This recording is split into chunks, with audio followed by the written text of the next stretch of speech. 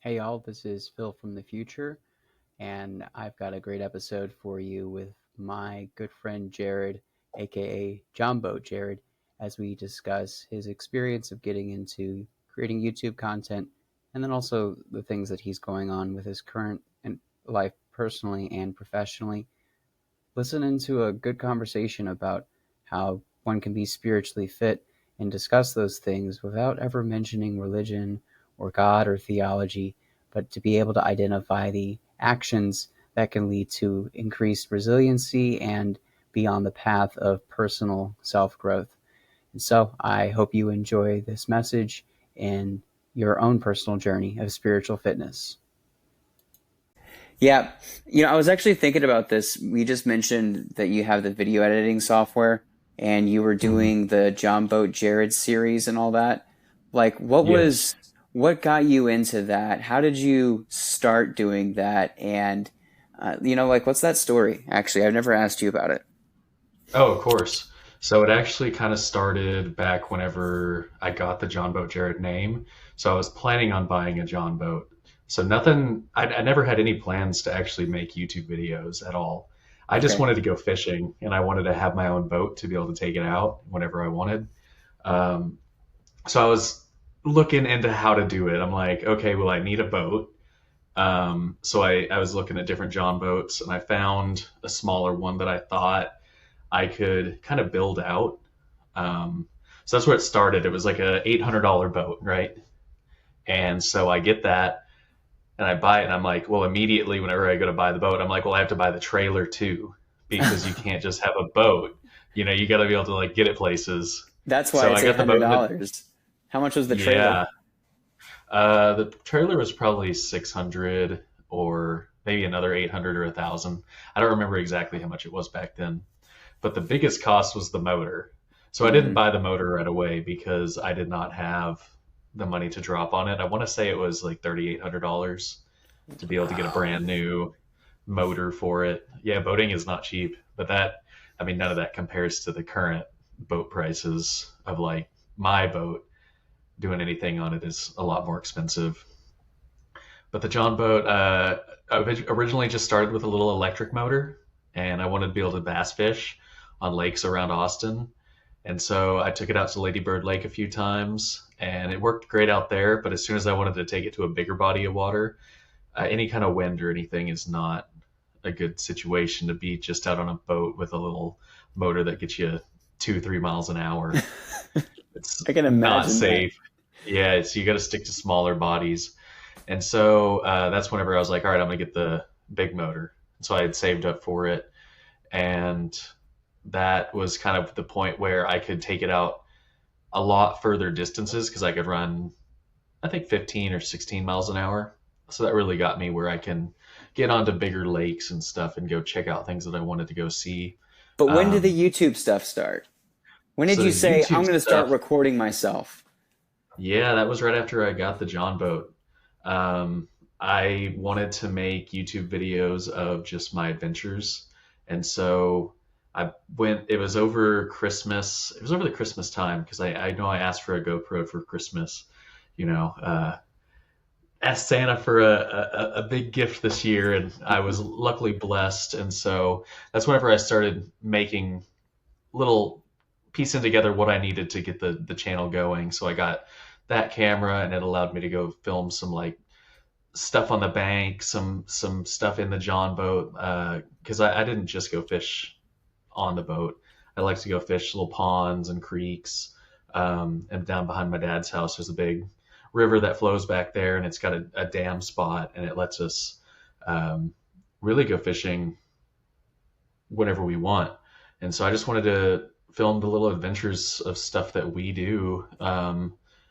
I like to eat fish, so not only is it like I could go edit a video or record a video, edit it, get it posted. I can also get some like food out of it too. So it's a nice way to stock the freezer along with getting some videos out. Mm. Um, I think my first video was filmed at a down in Bastrop, Texas. I was doing some catfishing, and I caught a few really nice catfish. And I was like, man, I got to get this video out. It's so cool. I was so excited to get it. Um, now I think I've made 40 something videos up to this point. And while the channel hasn't grown exactly how I wanted it to, it's still been fun to have like my family watch all of them. At Mhm. first I was kind of making them for my grandparents because they live so far away, and so it was just cool for them to be able to see like the adventures that we're doing. Me, my dad, my brother, anything I do with my friends that like to Mhm. fish. So it's a nice way to just uh, preserve the memories, be able to go back and watch them.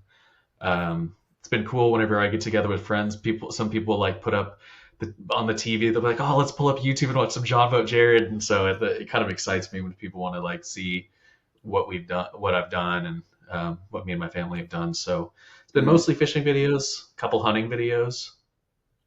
Yeah, the I that was the big thing that I didn't know about, that you were making them sort of originally with this intention of keeping your family up to date with you, where you don't get to be in contact with them regularly, and this was just sort of Hmm. a way to have them be part of your life on a more convenient basis versus the regular phone calls or posting on social media. This seems like it was a more interactive way.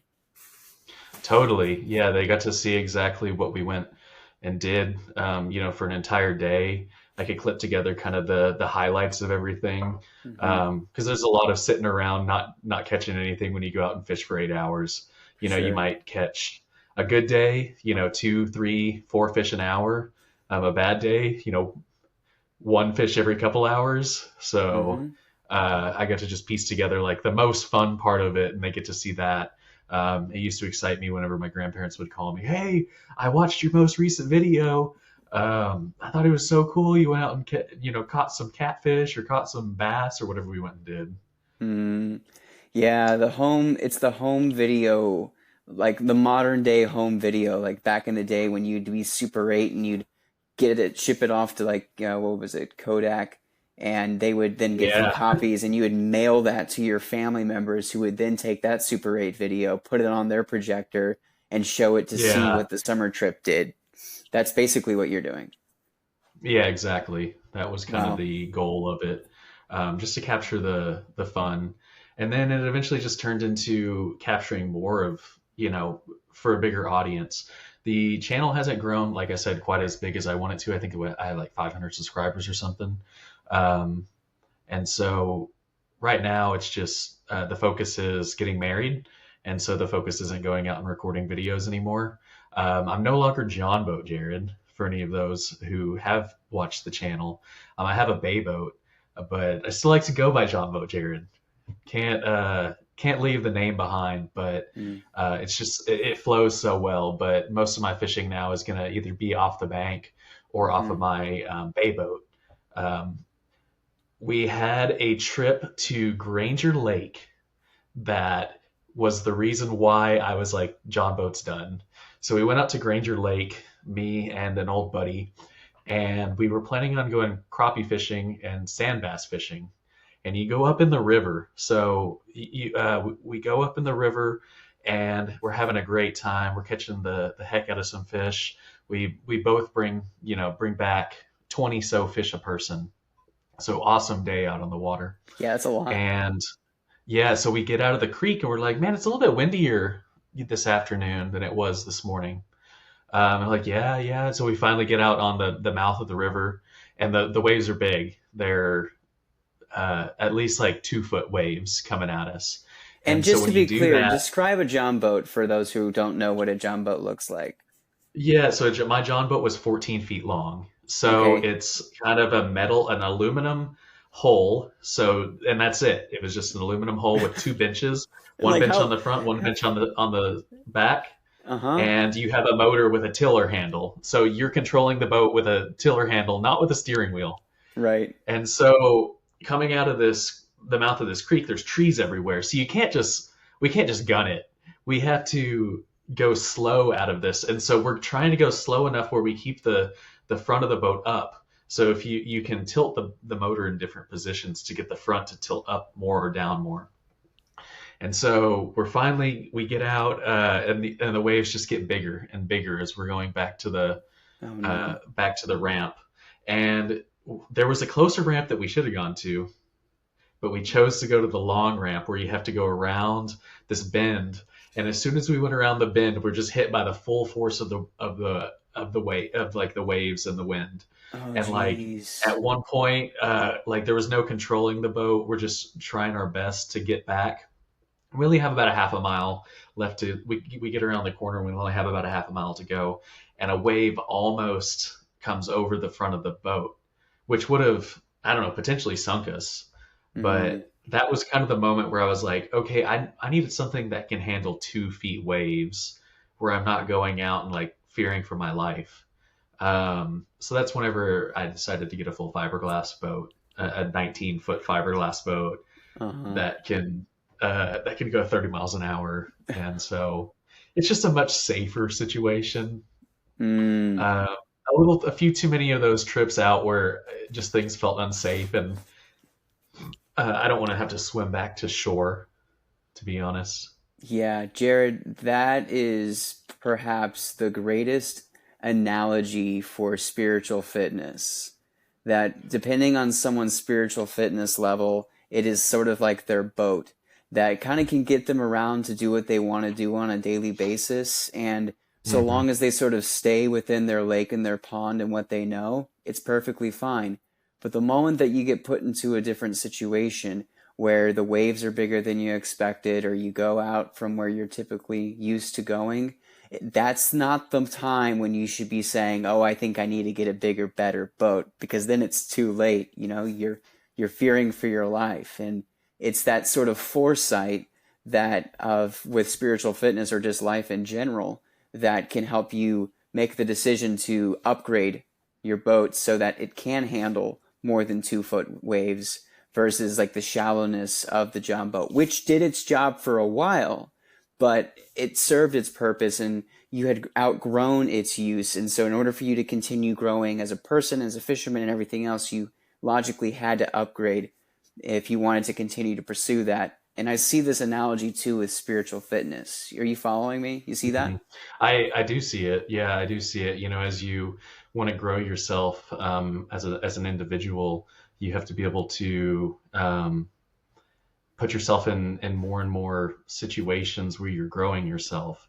Um, and so, yeah, uh, Mm. you, you got to be adding more into your life. If you had a boat that's wooden, you would want to be making it bigger over time.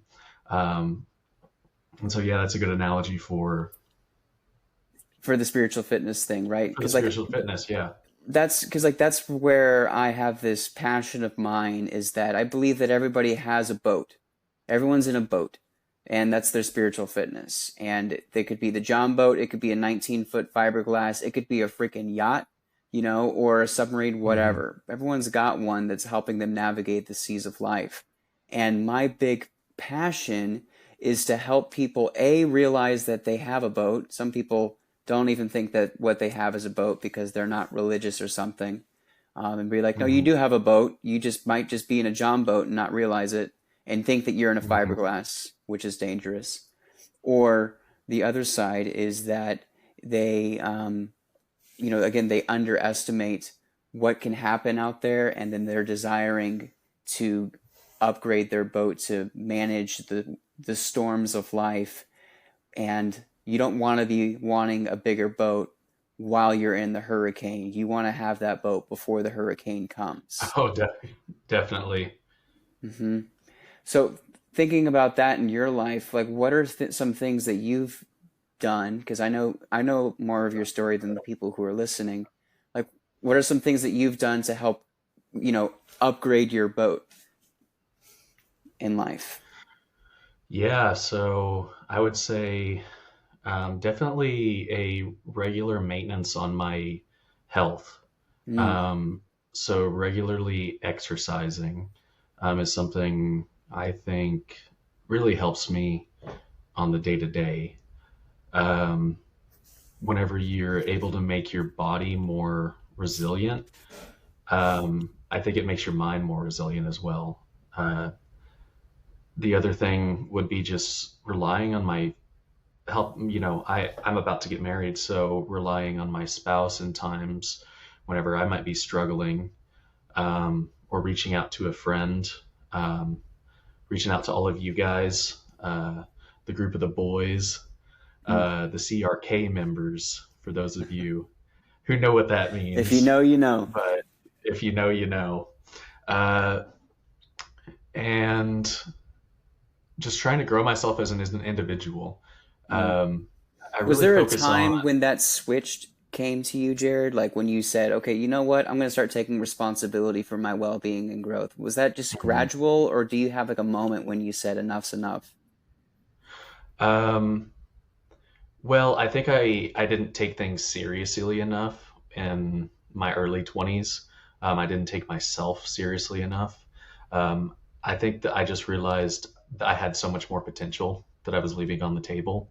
Mm. And so um, it just kind of over time, um, in my early 20s, I spent a lot of time just drinking and partying and having a good time. Um, and that can just lead to be having like an empty hole where you want something more. You don't know what you want more of. Um, but just looking for things that are more self-improving. It kind of was gradual over, from being 23 to kind of being 25. And I'm like, man, I don't think my health is quite where it needs to be. I don't feel good all the time. And I started looking into, working out more religiously, staying on a good schedule. Um, and it wasn't until I've started listening to more podcasts that promote health and fitness that I was like, oh crap, I think there's some changes I need to be making, for just longevity. Uh, Now that I'm getting into the span of wedding season and stuff, and we're looking at kids, I want to be around for children whenever I'm in my 60s, 70s, 80s. You know, I don't care much more about the after the 80s, but I want to live a long life where I can be counted on. And so it's Mm. just been the last kind of 5 years of growing as an individual, trying to find something that interests me. Um, in health and fitness, something that can keep me going each time, each new week. I feel like I'm a person that gets scatterbrained on like, oh, what workout am I going to do today? I'm like picking on the fly a lot of the times, but um, I got into running and I just kind of wanted to, like, it made me feel good every time I got done. You finish up and the endorphins are flowing. You're like, that's a good way to feel. And being able to see my health improve over, at least the last 3 years, um, it's just been very positive for my whole life. And Mm. that's kind of what drove me to want to make a lot of good changes in my life, eat healthier, um, just be there for all the individuals in my life who mean something to me. Yep. You're describing like through fitness, like the specific action, but the root of that is you decided to take responsibility for your outcomes. You decided to Hmm. take ownership of how things were going for you and then realize that you yourself had the power to make choices to overcome the discomfort, to get up and go run when you don't want to go run, to choose to eat the healthy food versus the comfort food, to go through Hmm. the difficult things of risk in relationships. Like what I'm hearing, Jared, is that it's just been daily choices over time and then compounding into where you are now. Yeah, that would be a good way to put it. Hmm. Um, And that's remarkable because something like that is, I believe, like that goes into that spiritual fitness component. Like there's like the term like discipline, which relates to this word like discipleship, which again is all about this idea of like making daily choices that provide long-term results. It's delayed gratification. And mhm. I really see how physical fitness and relationships in general are the big one. So you've mentioned now twice that you're getting married. So Mhm. talk to me about what that decision was like for you to make the big leap. Well, I guess it started, go back to the beginning 8 years ago. Me and my fiance got together, and Was it eight um, years like, ago? sorry, it's 7 years. Excuse me, seven What years. what year was that? Um, 2000. it would have been 2017, 2017-ish, 2017 is when late. you guys got together. Okay. Hmm.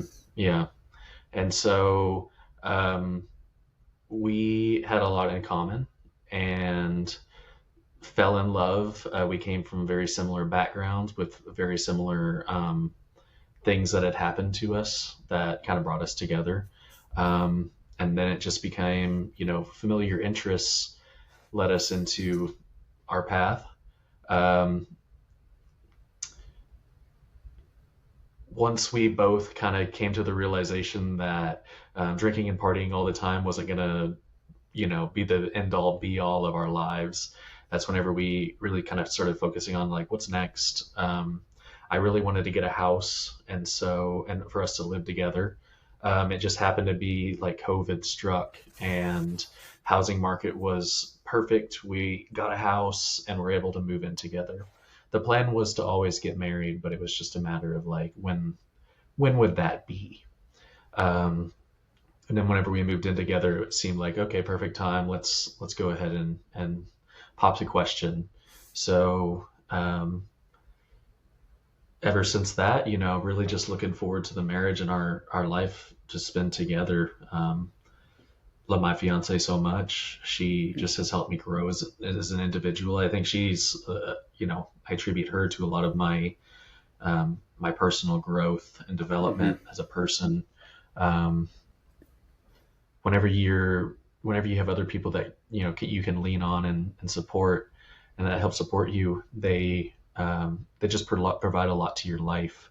um, I think it's important to have people that care about you, because if you're always spending your time alone, not spending it with people, you just distance yourself from everybody.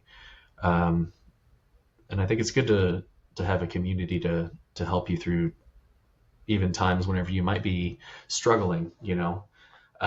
Even though I focus on my health and fitness, I'm not a perfect human being. I like to enjoy a cheeseburger or some McDonald's every once in a while. Not McDonald's, but Chick-fil-A every once in a while. So, but having a partner helps you kind of focus on your goals, and Mm-hmm. they're definitely a person that you can count on in the times whenever you um, need extra support, you know. Yeah. And Well, so I feel like I picked. I can say that like in my experience, like I totally agree with you and like the 100%. And I can also let you know, Jared, that it only gets better. I'm doing the math now myself. We got married in 18, so this is year 6 of being married. And the coolest gift that marriage has given me is exactly what you're describing about having someone who you can have your cheat days with, which is another way of saying like you can show part of your broken, imperfect self to someone who is still going to love you unconditionally. The longer I've been married, the longer I've learned to trust that I can take off the mask that the whole world sees and reveal like the true Ushy, messy Phil that no one else really gets to know, and be with someone who loves me truly in spite of all those faults, and won't abandon me or run away simply because I'm not perfect all the time. Or which means I make mistakes and sometimes I make bad ones, and still there's someone who's committed to that side. So that's I want to let you know, like that's what you have to look forward to, is even more comfort that comes from the commitment that is found through the covenant of marriage. Hmm. Yeah. Yeah, it's really exciting. The parts that I'm learning about, because we're going to get married in the Catholic Church, Oh, so I'm learning right, a lot of right. things about this. We have gone to prep, doing our preps, and they brought that up at the covenant of love. It's an unbreakable bond, and it's a really cool experience going through this with somebody that you fully trust. I don't think I'd ever get in a relationship where the other person couldn't. Um, be supportive in times of struggle.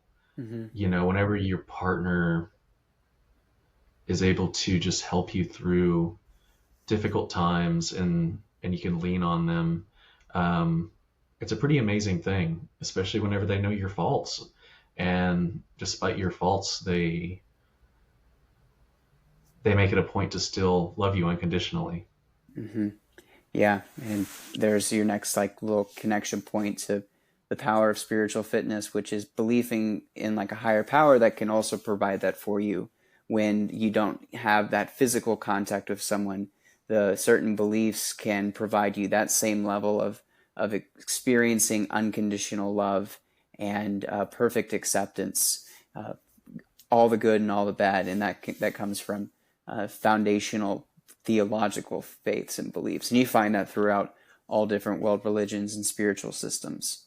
I wanted to ask a more pointed question, and I mean this in 100% curious and not a punitive way, which is you guys were together for 8 years, and it's a very common thing these days for you guys to do what you're doing. You date for quite a while, and you move in and you Hmm. live together, and then you pop the question. And generationally speaking, that's a divergence from what things were, even I think just when we were born, kind of thing. And so I'm wondering Hmm. for you, what was your process that um, delayed asking the question, and when did you finally say? What was the moment where you're like, okay, fine, like let's just do it? Um, well, this is an interesting question. It's a good question. Uh, I think coming from a background of broken families, where you come from a divorced family, you don't want to just jump into something super quick. That probably had a big part that delayed me wanting to get into a relationship quickly. And we did go through struggles where we had to learn about each other and learn how to best care for each other and how to argue together, and how to not make things like over take things too far, because you can have healthy disagreements and it still be okay. And I think it's also important to realize not everything's going to be sunshine and rainbows 24/7. You're going to have everyday life. Um, but so we've been engaged since this previous January. So it was over the holidays. I just started thinking, I'm getting to be about 30 and I want to have children and I really want to have children with this woman. And so, um, it just kind of started to seem like it was the right time. Don't want to wait too long to have children.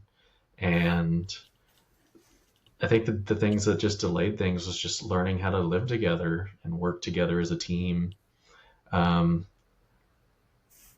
I think what also made me question things is I've seen relationships where people have been together for 2 years and they get married and they can't work through their problems together because there's so many people that just they I think they rush, and I don't think there Mm-hmm. really is a rush. I think 20s to 30s there's a time to explore yourself and your relationship and see if you can grow together.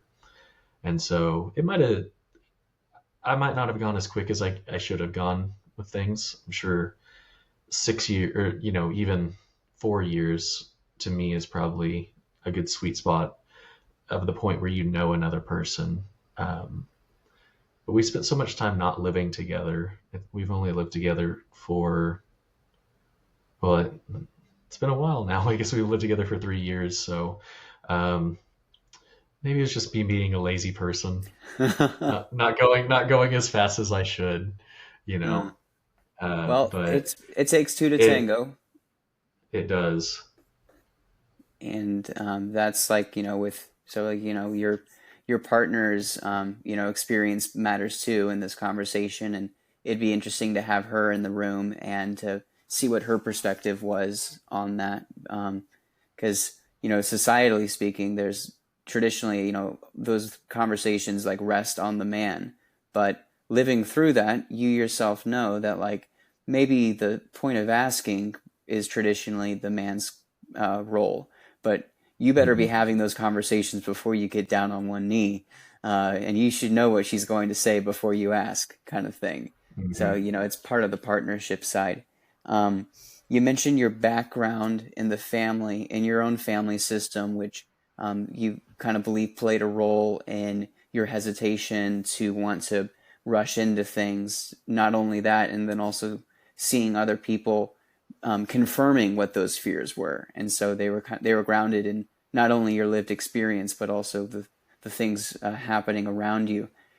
You know, for me, it was similar because you know we have similar backgrounds, and so in terms of coming from, you know, like for me, you know, I'm coming from a single parent household, and it was back and forth. And my parents divorced, you know, when I was 7 years old, and it's a public part of my story.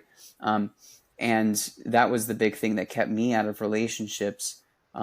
But what's funny is that we came to the same conclusion, Jared, but we came through it at through different ways. Because for me, I was so terrified of getting rejected and getting into a broken relationship and everything else. Like it was like, all right, if we're gonna do this, I want to do this right now and get it over with, so that I can lock her down.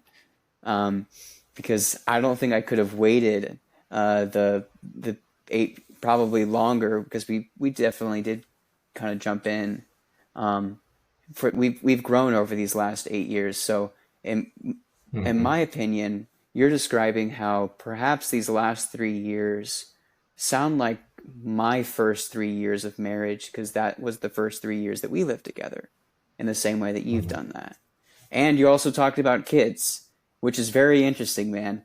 I didn't expect that. That's cool to hear that your desire to become a parent actually is what prompted you to be like, all right, let's lock this down, tie this knot, and bring some Jared Juniors into this world. It's going to be an exciting time in the next couple of years. It's going to be fun. I'm ready for a new chapter of my life where somebody does depend on me, more than just my dog, you know. Um, and so I think I'm at a good point in my life where it is the time. Hmm. Random. Do And you think so, having a dog delayed your desire to commit to marriage slash have kids? uh, they need to do studies on that. If people, Right? The whenever they get a surrogate? dog, yeah, the surrogate animal who delays everything. Um, Maybe it was a distraction, an unconscious distraction Uh-huh. to prolong things. But no, that wasn't something I think we intended to do. I think what we noticed was we were in the house and it was quiet, and we just wanted some more enjoyment in our lives, and a dog seemed like a perfect place to start. And I'll say he has brought like so much joy to my life, just seeing an animal always live in the present. And it really makes Mm-hmm. me think about that too. Whenever you're having a stressful day, being able to come home and he's just like immediately excited, immediately wants to know what you're doing, like it just takes you out of anything you might be dealing with, and puts you in a better headspace. Um, and it makes you think about that it makes me think about that regularly. Just when you're going through life, just live for the moment every once in a while, instead of just being caught in either the past or the future, always planning what's next. Like, just smell the roses every once in a while. Yeah, totally. I've seen those. I think it might be a meme or some internet thing that talks about like try to be more like a dog, because a dog never questions if it's a dog or not. Like the dog is a dog. What a dog does is what a dog does. There is no contemplation. They don't suffer from the human condition of being able to look into the mirror and ask those questions of like, you know, who am I and what is my purpose? The dog is, and to try and be more like your doggo is a really great spiritual way of living. To live present focused and not to overanalyze things, right? I really think it's important. Mm-hmm. Um, And like I even try to focus on that throughout the day whenever you're, at work and things are getting stressful. Being able to take a few minutes to yourself and just exist for the what read a book, Hmm. do something that's going to benefit you, that takes you out of whatever situation you might be facing. Yeah, Jared, it sounds like just through this conversation, like you're pretty spiritually fit because you've got your connection with physical fitness, but you're doing it for those reasons of like bettering yourself. And then I'm hearing how, especially with your connection with nature, which I'd like to hear more about, like going out with being out in the water. I know for sure that that is a that like can you have to be present focused, otherwise the pole's going to get ripped out of your hand. And then having the pet, being in the relationship, committed emotional peer relationship, all of these things contribute to what you have. And it's cool because thinking of it in this, I'm wondering if you've ever thought of it that way. But now that I'm saying it, if you see that too, or what your thoughts are on that. Um, I feel very blessed in my life, and I don't say it enough to myself. And I'm even thinking about it right now. Whenever we talk about living presently, whenever I'm living presently, I'm not thinking about, man, um, look at all this that I've accomplished and achieved. Um, I don't necessarily seem to appreciate it sometimes, and I think doing a little gratitude talk every once in a while is definitely an important thing to think about, because you can just get caught up in you know getting into a certain mood or a certain funk, and you don't appreciate what you have.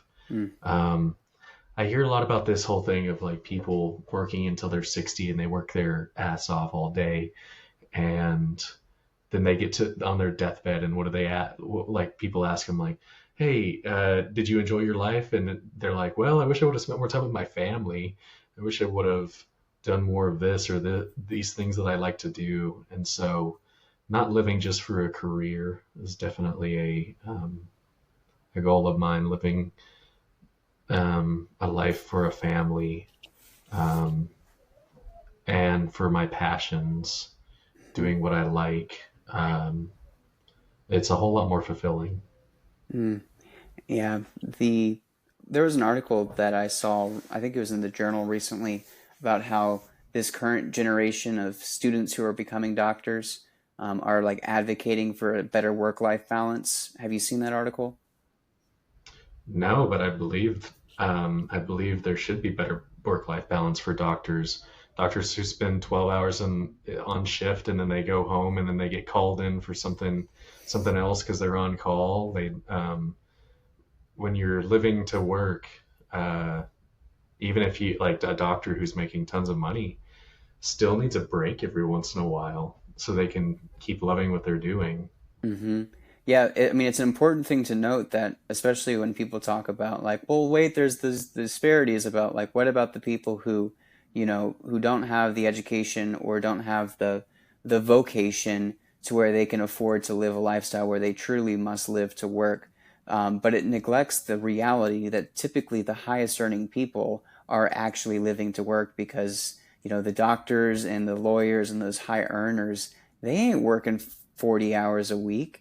They're putting 60, 70, 80-hour work weeks in sometimes. Like I saw Elon Musk put out a post recently about the Doge department, and there was a call out for people to work, and the post was we're looking for hardworking people willing to put 80 hours of work in and not get paid for it, and we're accepting all applications now. Or like there's like no compensation. Those are you're talking about like the 1% of 1% of people would be selected for this job. So it's not like there's much of a disparity when it comes to the work-life balance between someone who's making $15 an hour versus $1,500 an hour because you still have to learn how to balance your life. Hmm. Yeah, yeah. There's some people who like to dedicate their entire lives to something like that. Um, I don't. I don't see the reward in that unless it's something you really, really love to do. A lot of times, people who also do something like that, where they want to work 80 hours a week and they don't care about having a family, those people can also be seen as pretty selfish, because they're only focused on themselves. You think of somebody like, maybe not as a lawyer or a doctor, but someone like Michael Jordan, greatest basketball player of all time.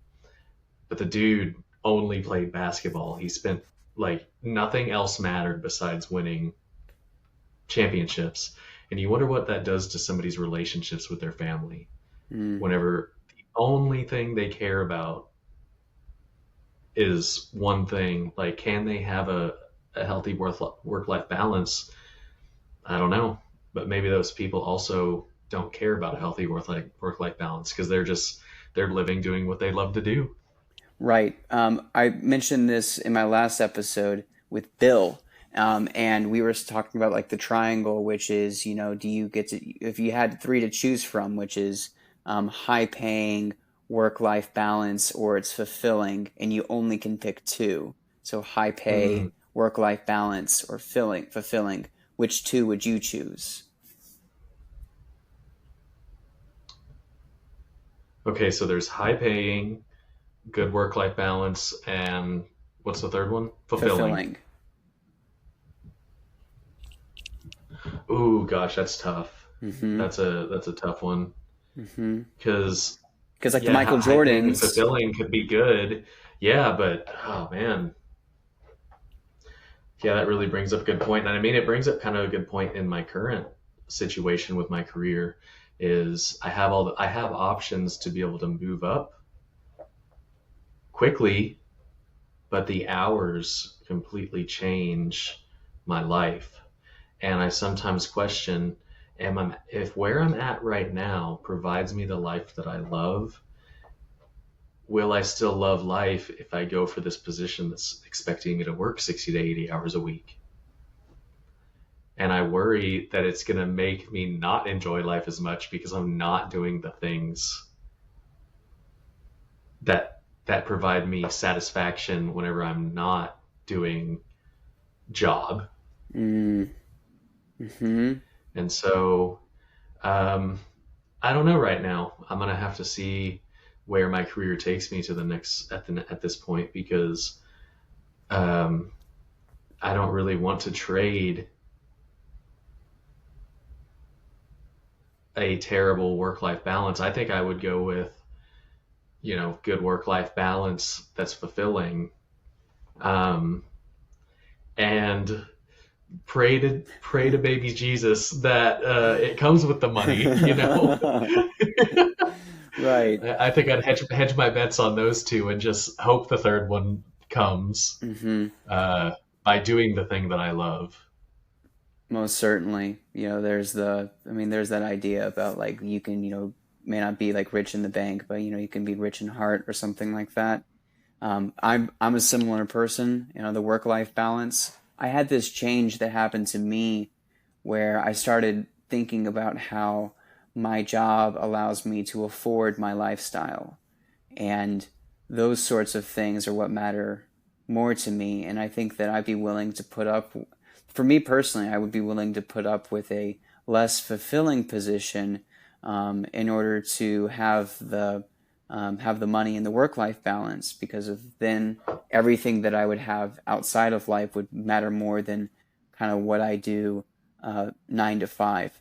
Now that's ironic for a chaplain to be saying, uh, given being someone who's being in a clergy, it's an interesting place to be because a lot of clergy are the opposite, which is they're going fulfillment and work life. Actually, ironically, I think clergy just get one, which is they get fulfillment because clergy Fulfillment. they get fulfillment, which is why there's so many messed up clergy members because they don't get paid well for a majority, and they typically have terrible work-life balance.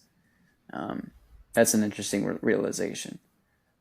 But anyway, it's cool how this brought up for you, Jared, how you're in this place where you're thinking about, okay, do I climb this ladder? And do I, for maybe a moment or for this time, uh, move away from work-life balance that's made things really enjoyable for me? And if I make this choice, would I still be able to work out, spend quality time with my fiance and my dog, and be out in the water as much? And there's only so many hours in the day, so it would take more from you to do those things. But you get more money, and maybe Yeah, that might be able to there's afford a you a good better point. boat. Yeah. Um, it depends on also what you call fulfillment.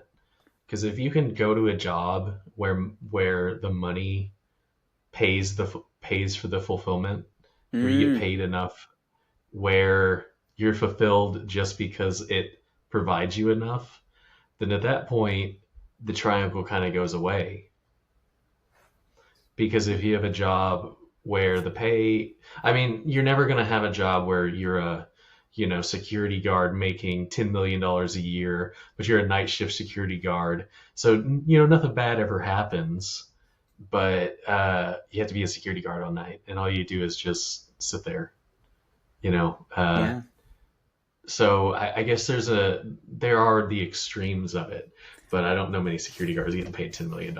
So Okay, here's a perfect case example. So I was looking at jobs when I was moving down here to San Antonio, and I realized that, fun fact for all of those listening, the federal prison system pays the best for chaplains. They pay us, the VA is the second highest paying, but the federal prison system pays the best, particularly for the higher security levels. So you could imagine that a maximum security prison is going to pay the best because you're going to get hazard pay because you're working at a maximum security prison. And so the Brooklyn MCI, which is notoriously known for corruption, and it's a broken system. This was shared to me by other federal prison chaplains who I was interviewing as I was applying for this and learning about the position. I mean, they're willing to pay 25% more than the national salary. So think about that. Take your job and someone says, hey, we're going to pay you 25% more of it. And so it's really enticing to look into it. However, that money was going to come at the cost of the not only the work life balance but also the purpose, because you'd be in a very, very scary situation. So I'm saying is that the system already exists, that people recognize that if you pay more, people will be willing to do the unfulfilling job and put up with it. But for how long? That's the question.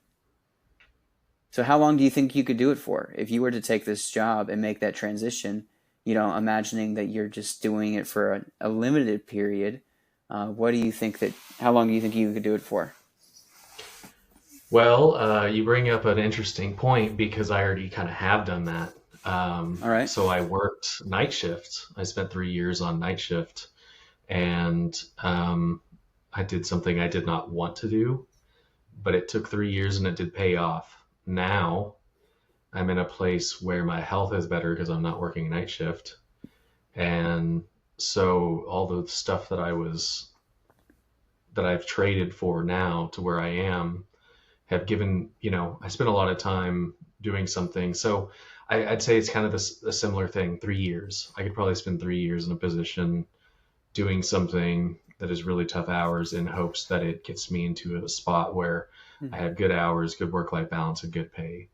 So then, if I'm Um, hearing you right, it sounds like what the real underlying fear is that if you were to take this next position, that you would lose all of the goodness that you've developed ever since you left night shift. Is that really what you would say is the kind of the core, the linchpin? oh, of course. Yeah, that's Mm. a very good point because right after I left night shift, it was like an immediate switch Night being and able to day. get good, But oh my gosh, being able to get a regular sleep schedule. Yeah. It literally changed my health very quickly, like within a week's time. mm, Um, I don't think I'd ever be in a position where I'd have to go back to that kind of thing where I'm literally sacrificing health to that level. But I do see it as working, a 60-hour week. You're definitely going to be having, it's if you're working 5 days a week, that's 10-hour days. And so doing 10-hour days regularly. I don't know if how that affects long term. But again, I think working in getting a job where you can have good time off and they're okay with you being, taking breaks if you need to take breaks, or, some companies don't really appreciate the whole mental health aspect of the job and making sure you take time to take care of yourself. Um, but I think I could take the next step into working a job like that if it's a time bound thing. I just won't put myself in a situation where it's going to be detrimental anymore Hmm. to this point. So I can talk about that in my own life because being in the military as a chaplain, I've had these summer tours where I go from just regular civilian life to then 6 to 7 weeks of being in uniform.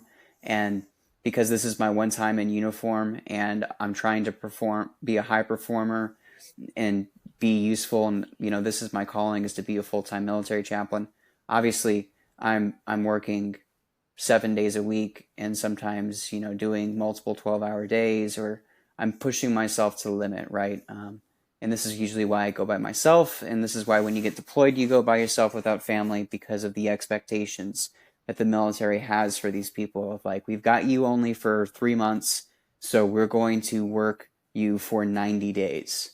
um, this is what contributes to people getting into alcoholism and other forms of substance abuse, is because they just trying to cope with the stress of these short deployments. And for me, I've noticed each time that I've gone on my temporary duty that it's almost as if I start off where I'm keeping my habits well, I'm working out and everything else, but then like the stress builds, and like by the last 2 weeks, I've really collapsed and I've fallen back into instant gratification, and I'm choosing to do things that immediately comfort me, and I'm then neglecting the things that protect me. And so it's this like, it's almost as if like my fitness is a bank account where I then have been building up, and then I go on my deployment, and then I just start making withdrawals slowly, and then eventually I go back to a negative balance, and by the time that I get home I have to like rework to get back to where I was. Case in point, like I'll go in and like I'll typically gain anywhere between 5 and 10 pounds, because of being on my military experience, simply because of the stress, or the situation that I'm in. And I'm trying to work to get to a point where, and this is what you were talking about, how when you were doing night shift, the switch to day shift was kind of all you needed to make the choices that you needed to make. How can I get to a point where I am not domain dependent, meaning the context in which I do things does not um, does not dictate the values that I live out? Can I still eat well and work out and be a good partner when I'm doing my 30-day deployment, when I'm working nights only? Or can I only do that when I work days and when I work 40-hour weeks? Can I find more integration or of myself when I'm in that way? That's a very good point. And I think it really depends on the person. Some people can handle those situations, but I think it's important to notice also the type of person you are. And so if you're somebody that can't handle that situation, um, getting into a role that you can take care of yourself properly. I know some people who are on night shift and they've been on it for 30 and 40 years, and they work out regularly and they're able to switch back and forth between day shift and night shift and they're not affected. Um, but I mean, like we were saying earlier, that might be the 1% of the 1%. So I think it's good to get to a point where you see what kind of life do I need to have to be able to get the most fulfillment out of it. Mm, What helps me grow as an individual. So, you know, it's kind of like whenever you're filtering stuff, you're trying to buy something, you're trying to look at a website and you start filtering things down and you realize, well, these are my options here. And so there might be less prospects in the long term, but you still have choices. Maybe you just filter the choices down from 1,000 down to 10. Um, and you find the best one out of that. Um, and you just kind of live by that understanding that if you're not somebody that can be a doctor and work 80 hours a week, then you don't go into that profession. That's not something you even consider. Um, Mm. I and like that a lot. so, yeah. Yeah, I like that because, in with what you're saying, the the 10,000 choices and you only actually have 10, so then the 9,990 are really a facade. They're all just painted doors. They're not really there. But because we look on the outside, we think that there's something behind it, but in the end it's just a brick wall that we Hmm. run ourselves into. And but it takes a lot of humility to admit that, and that's the key, to admit that I can't do everything, and I can't do all the things that I imagine that I want myself to be able to do. There are limits to my abilities and my time and my skills, but it'd be a heck of a lot better way to live rather than wait, to accept those limitations than to live a life of constantly fighting against them and denying that they exist. I think about this a lot, like what I've heard on some different podcasts, people talking about um, being like jealousy of other people. Mm, And they say, so think about it, rephrase it if you're ever jealous of somebody. Could I live their life and accept all of the things about their life? Because you can't just be jealous of one part of somebody's life. You have to be jealous of their whole life because, you know, if I wanted to be Phil, I have to accept all of Phil's downsides too, because I can't just accept the positive things only. We're whole individuals with each of our own mistakes, and so wanting to be a celebrity, um, well, say you want to be Ben Affleck, you have to accept all of his problems that he has, the drinking and all the negative things that he's done to his health. Uh, you don't just get the money. You don't just get to have the money and the fame. mm. It comes with the downsides too. And so, are you willing to accept those downsides too? Yeah, man, that's perfect. I completely agree with that. And for the I think maybe to wrap up this conversation, it's a good place to end things on this idea about acceptance of living in the present moment, acceptance of our limitations, acceptance of ourselves, finding a partner who accepts us, and thinking about our own self and practicing the acceptance of taking responsibility of our own well-being. Is there anything else that you would like to add to wrap this up? No, I think that's a very good point. And to wrap things back to the beginning when we were discussing a boat being a spiritual fitness vessel, understanding the size of boat you have. And so if you have the size of boat that you can't go weather the 2 foot storms, don't put yourself in those positions. Put yourself in, what sets you up the best, where Hmm. you can be successful, Or start building a bigger boat. or start building a bigger boat. Yep, Yeah, man, that's very good point. perfect. Well, hey, Jared, it's been so good chatting with you, and I appreciate your time. Yep, it's great. Been great chatting with you too.